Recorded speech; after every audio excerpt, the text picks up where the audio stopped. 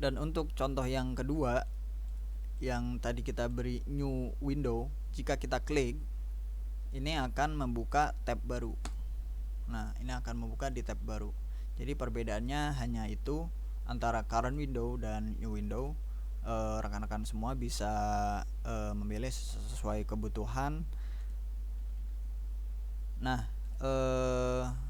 di sini internal link yang kita buat tadi sudah jadi, ada di kata pertama, di paragraf pertama, di paragraf keempat, kelima, dan ketujuh. Oke, kita memberi 4 internal link. Itu sudah cukup. Mungkin jika rekan-rekan mau menambahkan, mungkin di paragraf di sini mau kita beri internal link, itu boleh. Tapi jika terlalu banyak, menurut saya itu tidak perlu dilakukan. Jadi mungkin minimal kita bisa beri 5 atau 6 internal link dalam satu berita kita, dan tidak perlu terlalu banyak juga, karena itu 3 atau 4 itu sebenarnya sudah memenuhi persyaratan pembuatan internal link itu sendiri. Yang perlu diperhatikan adalah yaitu tadi, jika ada di paragraf pertama, kedua, dan ketiga, itu menjadi prioritas kita memberi internal link.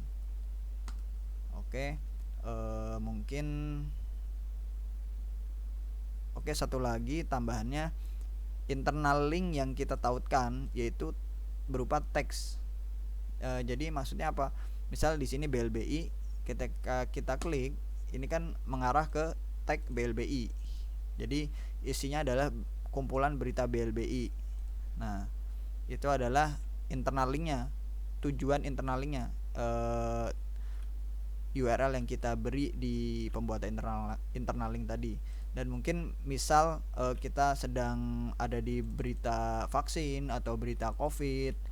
Jadi ketika kita klik COVID atau vaksin tersebut, maka nanti akan mengarah ke tag misal vaksin atau COVID di sini. Jadi bisa disesuaikan. Jadi internal link ini disesuaikan saja menurut berita yang teman-teman buat. Misal karena di sini saya mencontohkan di berita BLBI, maka fokus keywordnya adalah BLBI dan kita beri internal link ke teks BLBI. Jika ini adalah berita COVID atau berita vaksin atau berita banjir atau apapun itu, nah kita bisa memberi internal link sesuai fokus keyword kita. Jadi seperti itu. Dan mungkin itu saja penjelasan atau tutorial pembuatan internal link di berita, di artikel kita. Semoga rekan-rekan semua bisa memahaminya dan mempraktekannya.